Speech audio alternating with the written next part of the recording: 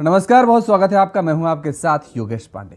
झारखंड सरकार ने नए कृषि विधेयक के विरोध में राज्य के करीब 6 लाख व्यापारी बुधवार से अनिश्चितकालीन हड़ताल पर चले गए हैं। Federation of Jharkhand chamber of commerce ने एंड इंडस्ट्रीज के बैनर तले इस अनिश्चितकालीन हड़ताल का आयोजन किया जा रहा है। क्या है पूरा मामला, इस रिपोर्ट के जरिए समझिए।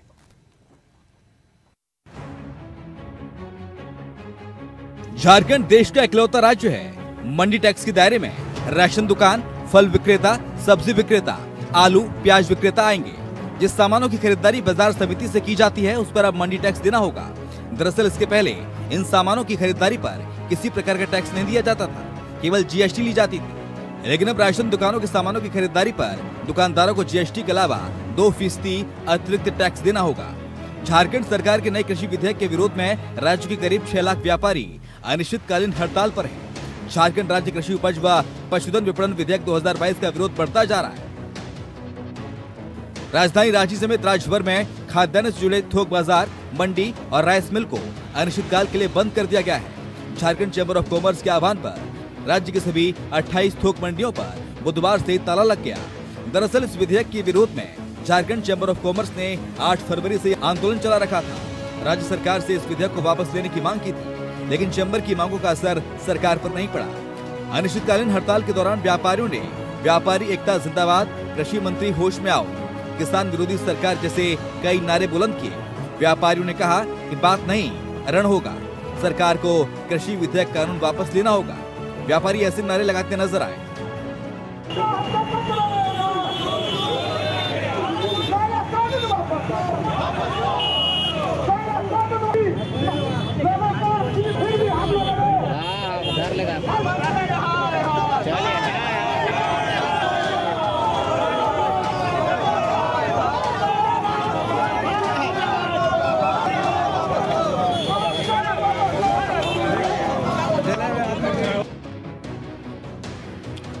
वहीं इस अनिश्चितकालीन बंद ने व्यापारियों की अटूट एकजुटता की कहानी बता दी। व्यापारियों द्वारा शपथ लेना, जब तक कृषि कानून वापस नहीं होगा वे अपनी दुकानें नहीं खोलेंगे। इसी बीच व्यापारियों के प्रतिनिधि मंडल ने कृषि मंत्री के साथ बातचीत भी की, हालांकि इस बातचीत का कोई हल नहीं निकल सका। इसके बाद आंदोलनकारियों ने अपने आंदोलन को तेज कर दिया है। इधर राज्य में हड़ताल का सीधा असर अब खाद्यान्न आपूर्ति पर पड़ने लगा है। जाहिर है थोक मंडी बंद होने के बाद खुदरा व्यापारियों की परेशानी बढ़ेगी और गली मोहल्लों में मौजूद राशन दुकानों में भी ताला लटकते में देर नहीं होगी। राजधानी रांची की थोक मंडी बंद होने की वजह से वहां काम करने वाले मोटिया मजदूरों की परेशानी बढ़ गई है। हर दिन करीब 300 से 400 रुपए कमाने वाले इन मोटिया मजदूरों की मजदूरी भी आज से अनिश्चितकाल के लिए बंद होती नजर आ रही है। रांची से इंडिया वॉइस के लिए राकेश कुमार की रिपोर्ट।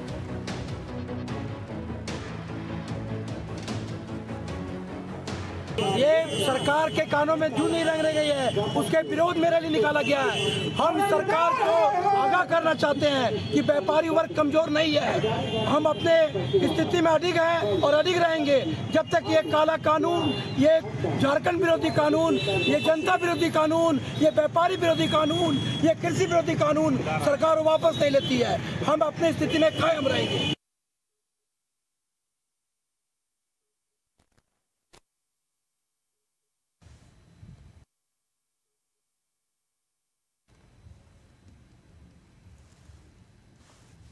और आपने सुना किस तरह से व्यापारियों की नाराजगी देखने को मिल रही है, किस तरीके से आक्रोश देखने को मिल रहा है।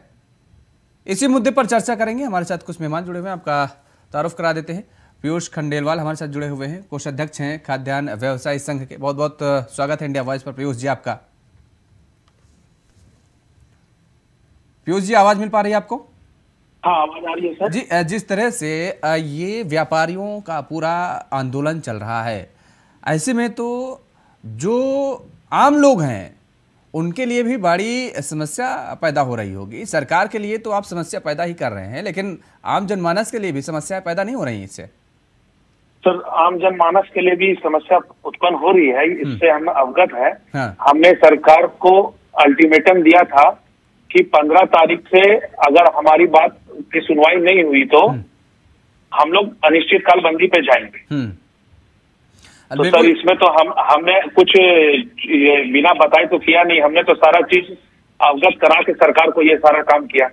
कृषि मंत्री से आप लोगों की मुलाकात हुई है, तो उस दौरान क्या कुछ बातचीत हुई? क्योंकि ये तो कहा जा रहा है कृषि मंत्री की तरफ से कि भाई ये सब जो फैसले लिए जा रहे हैं किसान हित में है, आम जनमानस के हित में फैसले लिए जा रहे हैं।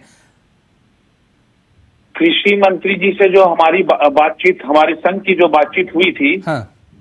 उसमें उन्होंने कहा कि वो ये सारा चीज जो विधायक लगा रहे हैं या एक्ट जो ला रहे हैं, ये सारा वो मतलब अपना झारखंड का उत्थान करने के लिए ला रहे हैं, लेकिन इससे व्यापारी को कितनी परेशानी है ये इस बात से वो ना अवगत हो रहे हैं, ना हमें कुछ उस प्रकार का आश्वासन दे रहे हैं। आप लोगों ने जो खबर सामने आई है कि कांग्रेस के सीनियर लीडर्स को भी पत्र लिखा है, पत्र के माध्यम से क्या कुछ जानकारी दी है उन लोगों को और क्या मांग की है आपने? सर हमारा मांग यही है कि हमें ये विधायक चाहिए ही नहीं। हाँ, क्यों ऐसी नाराजगी? तो भाई इस विधायक से क्यों नाराजगी इतनी? सर इस विधायक में इंस्पेक्टर राज को बढ़ावा मिलेगा, एक भयोदन का बढ़ावा मिलेगा, कोई भी तरीके का व्यापारी वर्ग जो है वो अपने आसानी तरीके से जो जीएसटी लगने के बाद कहा गया था कि 1 टैक्स होगा, और 1 टैक्स लगने से व्यापारियों को सुविधा भी हुई थी, और उसके बाद झारखंड सरकार द्वारा ये टैक्स लगाया गया। तो सर यही हमारा कहना है।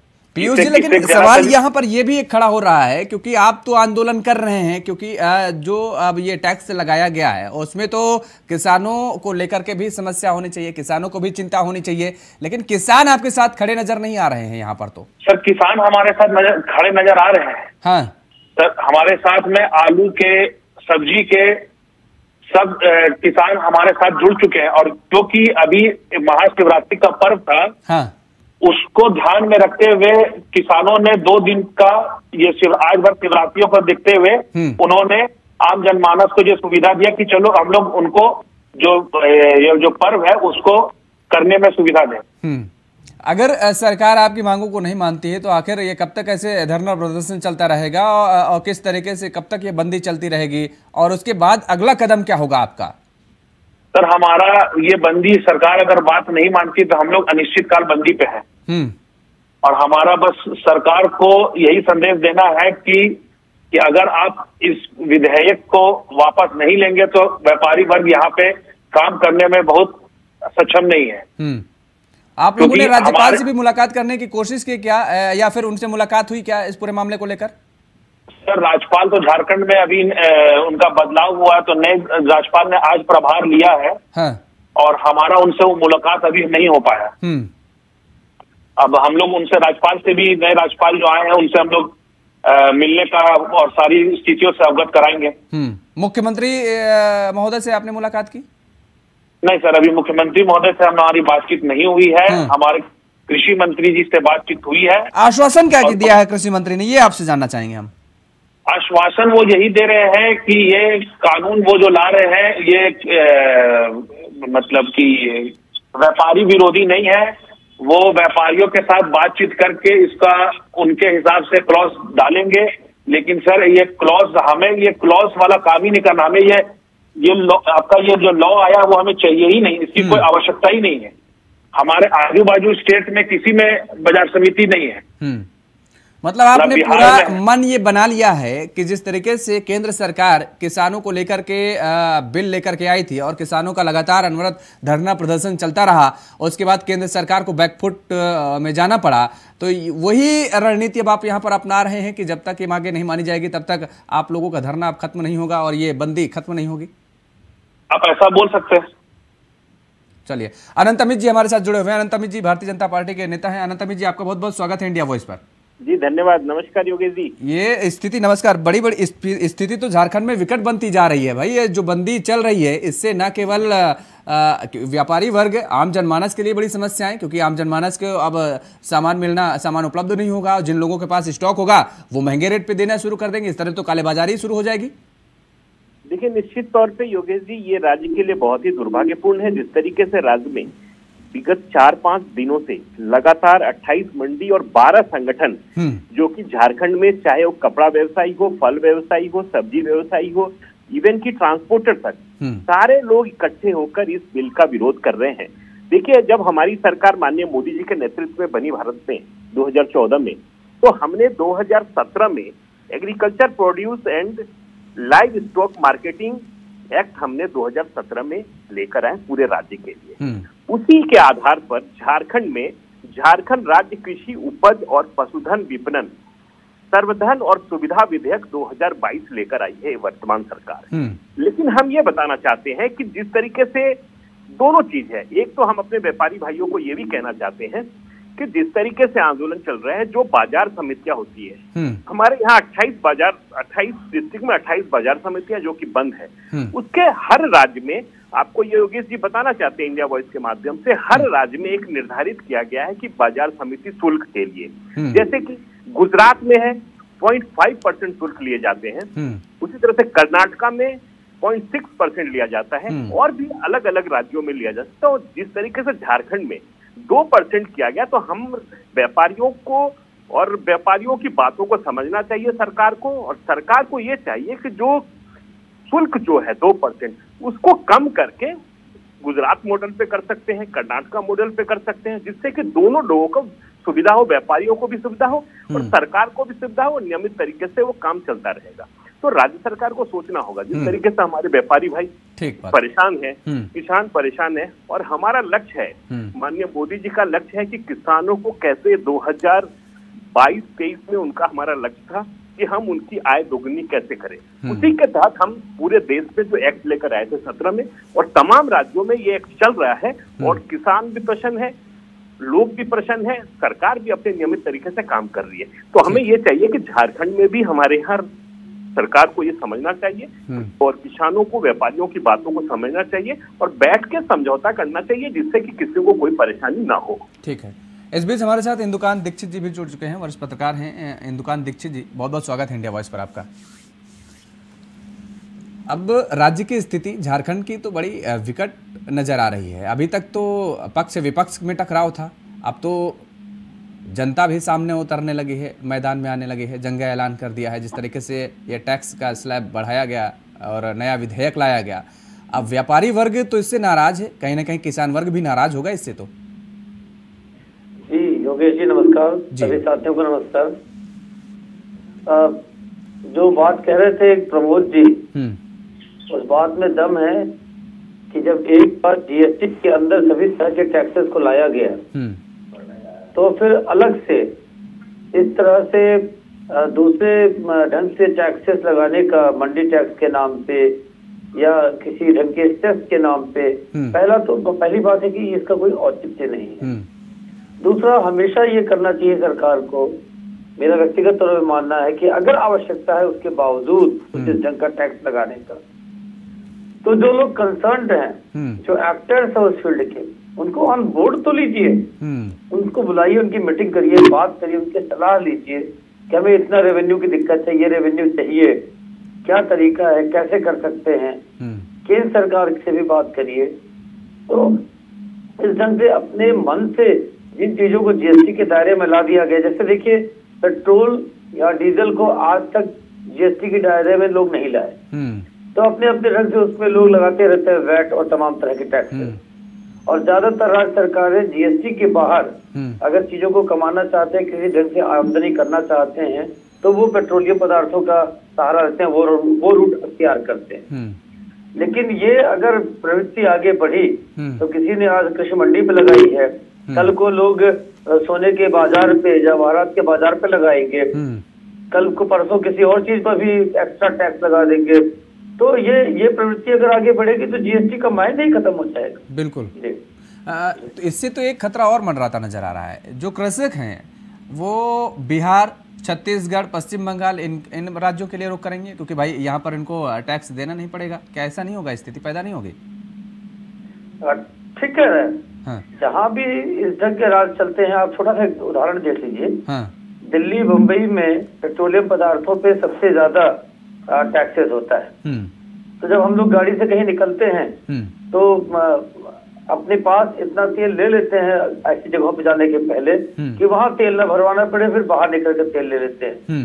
इसी तरह दिल्ली में जितने लोग मारुति की गाड़ियां लेते हैं, वो हरियाणा से जाकर के बुकिंग ले लेते थे, क्योंकि वहां पे टैक्सेस कम थे और दिल्ली में ज्यादा लगते थे। इसलिए आप दिल्ली में देखेंगे मैक्सिमम मारुति की और बाकी गाड़ियां जो ज्यादा चलती है वो HR नंबर की होती है। तो ये तो देखिए एक रेवेन्यू का भी लॉस होता है, फेस का भी लॉस होता है, जनता में एक विरोध भी तमाम वर्गों में होता है सरकार के प्रति कि जनता के प्रति उनकी सहानुभूति का रुख नहीं है।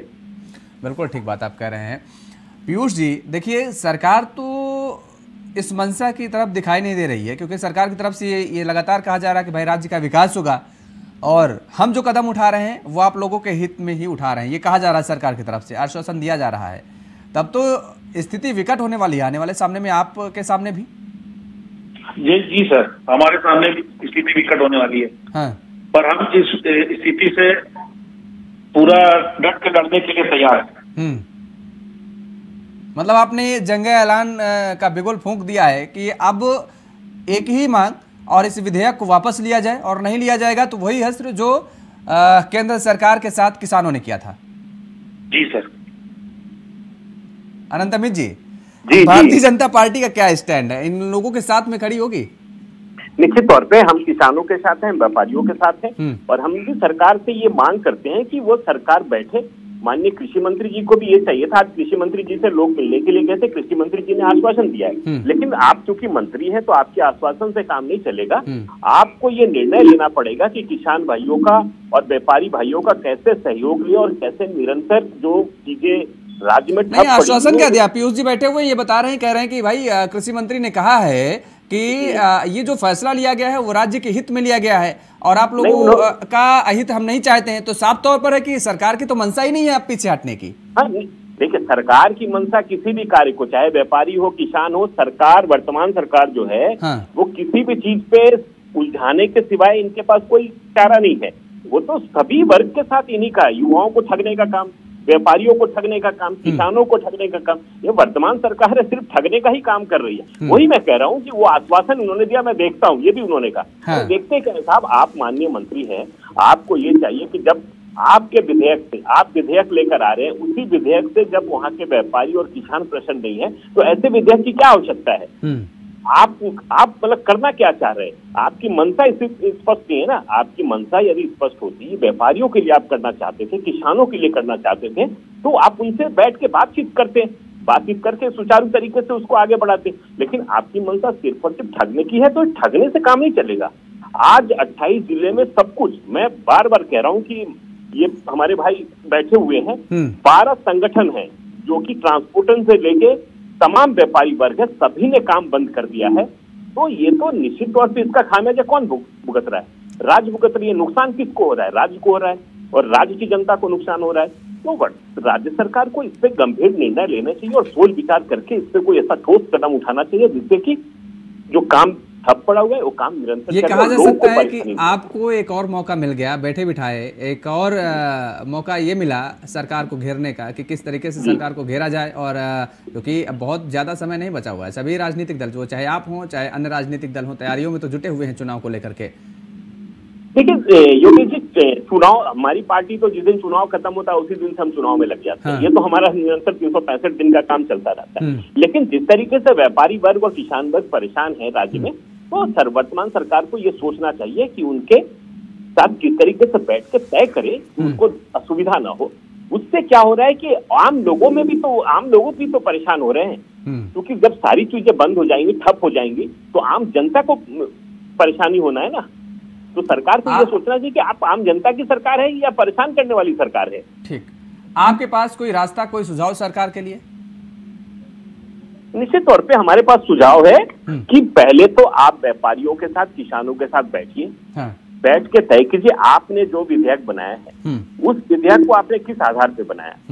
भारत सरकार ने जब 2017 में विधेयक बनाया था, कई राज्यों में चल रहे हैं, और मैं आपको आंकड़े भी बता सकता हूँ कि जहाँ भारतीय जनता पार्टी की सरकार है वहां पे कितने शुल्क लग रहे हैं, और जहां भारतीय जनता पार्टी की सरकार नहीं है, बगल की सरकार है 1% ले रही है, बंगाल 1% ले रहा है, उड़ीसा 1% ले रहा है, लेकिन जहां हमारी सरकार है वहां 0.5% ले रहे हैं। जैसे गुजरात में 0.5% ले रहे हैं शुल्क, कर्नाटका में हमारी सरकार है 0.6% ले रहे हैं। तो इस तरीके से सरकार को भी ये सोचना चाहिए 2% बहुत है तो बैठ के बात तय कीजिए।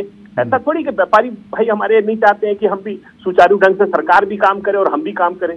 उसके लिए ये तय करना चाहिए कि बैठ के तय करना होगा कि भाई शुल्क जो भी है उसको कैसे मिनिमाइज करें और निरंतर काम चलता रहे। ठीक है, इंदुकान जी, राज्य सरकारें इस बात को लेकर के घेरने की कोशिश करती हैं केंद्र को कि महंगाई बढ़ रही है, महंगाई बढ़ रही है। आम जनता के थाले में ना तो दाल जा पा रही है, ना तो सब्जी ठीक से जा पा रही है। अब ऐसे में तो भाई अगर दाल 100 रुपये प्रति किलो होगी तो 102 रुपये में हो जाएगी। ये तो राज्य सरकार ने खुद ही महंगाई बढ़ा दी।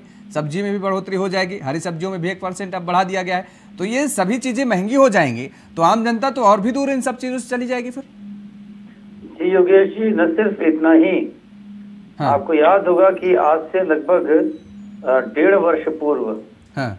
केंद्र सरकार ने पेट्रोलियम पदार्थों के दाम में टैक्सेस में कमी की थी और लगभग 10 रुपए तक की कमी की थी और ये आग्रह किया था कि तमाम राज्य सरकारें भी रेसिप्रोकेट करें अपनी वैट में कमी करके। तो जिन सरकारों ने इस पर ध्यान नहीं दिया था और नहीं काम किया था, उनमें से प्रमुख सरकारों में एक झारखंड सरकार है। और जो जनता को राहत देने की मांग ये लगातार केंद्र सरकार से करते रहे हैं, उसके विपरीत इन्होंने कोई राहत नहीं दी और कहा कि 2 व्हीलर्स वालों को हम कुछ मंथली पेमेंट करेंगे। लेकिन वो इस ढंग की व्यवस्था बनी कि आज बहुत कम गिने चुने लोगों को उसका लाभ मिल पा रहा है। ये साफ है कि तमाम तरह की जो घोषणाएं राज्य सरकार ने कर रखी हैं, उनके लिए फंड्स की व्यवस्था उनके पास नहीं है। इसलिए आनंद फानंद में इस तरह के टैक्स, सेस, मंडी टैक्स लगाने की कोशिश हो रही है। उन्होंने पूरी एक टीम बना रखी है सरकार में ये पता करने के लिए कि और कहाँ गुंजाइश है इस तरह के टैक्सेस लगाने के, सो दैट रेवेन्यू कलेक्ट किया जा सके। चलिए, लक्ष्मी नारायण तिवारी जी हमारे साथ जुड़ गए हैं, कांग्रेस के नेता है। लक्ष्मी नारायण तिवारी जी, आपका भी बहुत बहुत स्वागत है। तिवारी जी, आपने ये जो टीम बना रखी है, कहां से वसूली की जा सकती है और कौन कौन से क्षेत्र हैं कि जहां से आने वाले समय में अभी वहां भी टैक्स लगा सकते हैं? हम सिर्फ सुनने के लिए आपके पास जुड़े हैं सर। ना सुनने के लिए नहीं भाई, जवाब देने के लिए। अभी आपने इंदुकान दीक्षित जी को सुना, आप जवाब दीजिए। देखिए, लगातार सवाल करिएगा, हम इतना भी जो उत्तर। अरे भाई, अभी तो पहला ही सवाल किया, अभी तो सवाल किया ही नहीं तिवारी जी, आप तो पहले शुरुआती में। ठीक है, आप देखिए 4:51 हो गया है। आप लगातार सवाल करिए, 4:59 में हमको जवाब देने के लिए बोलिए। आपके पास समय नहीं रहता कि आप समय से जुड़े, और 5 बजे कह दीजिए कि आपके पास समय नहीं रहता तिवारी जी कि आप समय से जुड़े, और जो समय मिला वो भी आप समय वेस्ट कर रहे हैं जवाब देने के बजाय। नहीं उत्तर देंगे सर, शुरू करते हैं, आप खत्म। मैंने तिवारी जी तो कुछ बोला ही नहीं भाई, मैंने तो केवल सवाल पूछा। आप जवाब दीजिए ना, आप जवाब दीजिए। बीजेपी के आनंद अमित का प्रवचन सुनने के लिए जवाब दीजिए तिवारी जी, क्यों टाइम वेस्ट कर रहे हैं भाई? अब मैंने तो आप कुछ बोला नहीं, आप सवाल पूछा, सवाल का जवाब दीजिए आप। रोज यही मेरे साथ सौतेला व्यवहार किया जाता है सर। तिवारी जी, अभी तो पहला ही सवाल पूछा है, सवाल का जवाब आप देंगे या नहीं? हाँ या ना? सवाल का जवाब देंगे या नहीं?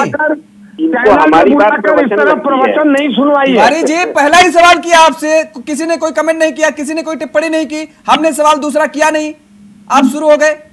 आप सवाल का जवाब देंगे या नहीं? इतना मत बोलिए। लगातार हम इसके शिकार हो रहे हैं सर, कल भी मेरे साथ यही हुआ था। अरे आज का बताइए तिवारी जी, आप कहाँ कल जा रहे हैं? टाइम बर्बाद हो रहा भाई। इनको हमारी बात प्रवचन लगती है।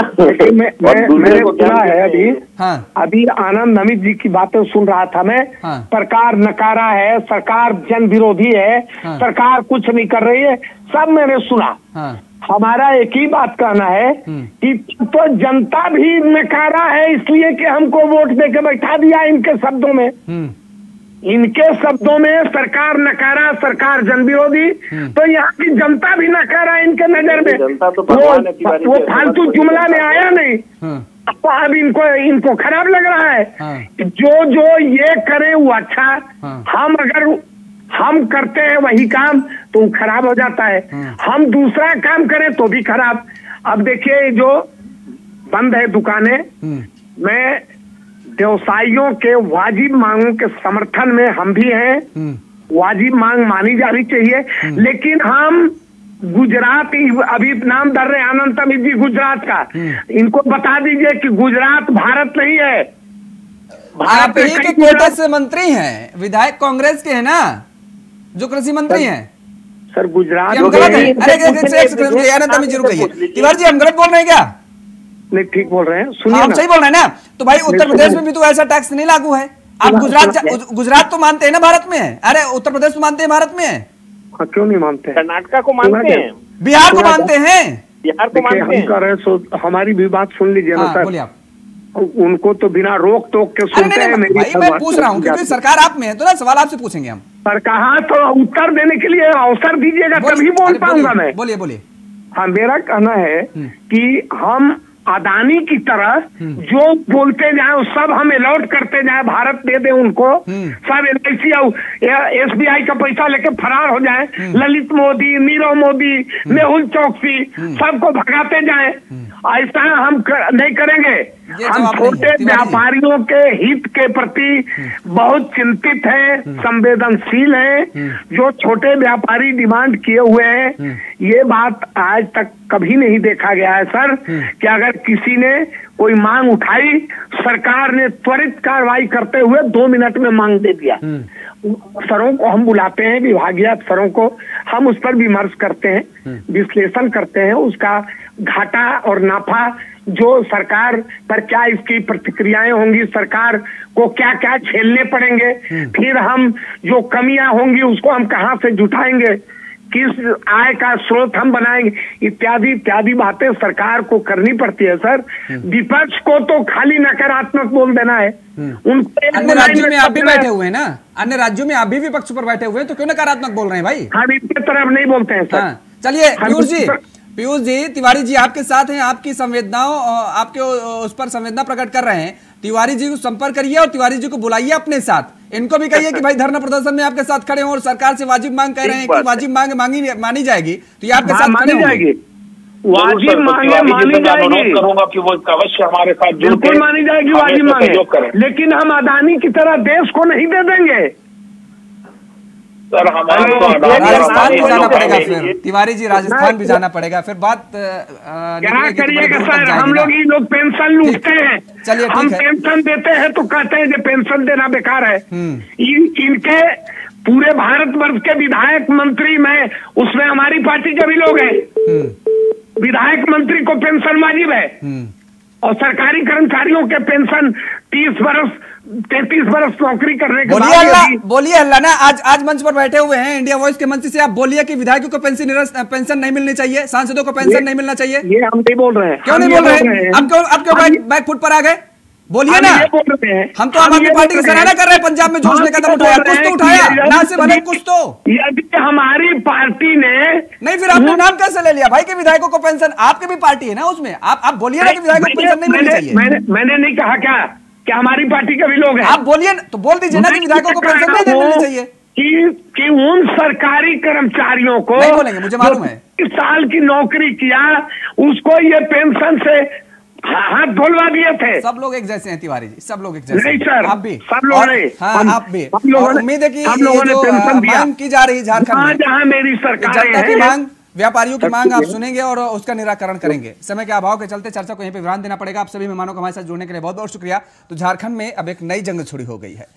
दरअसल यहाँ पर व्यापारी अब आंदोलित हो गया है, व्यापारियों ने बंदी का ऐलान कर रखा है और बंदी है, और सरकार से लगातार ये कहा जा रहा है कि दरअसल जो विधेयक लाया गया है उस विधेयक को वापस किया जाए। जब तक वापस नहीं होगा विधेयक, तब तक ये आंदोलन और ये बंदी जारी रहेगी। चर्चा में फिलहाल इतना ही। खबरों के लिए आप बने रहिए इंडिया वॉइस के साथ। नमस्कार।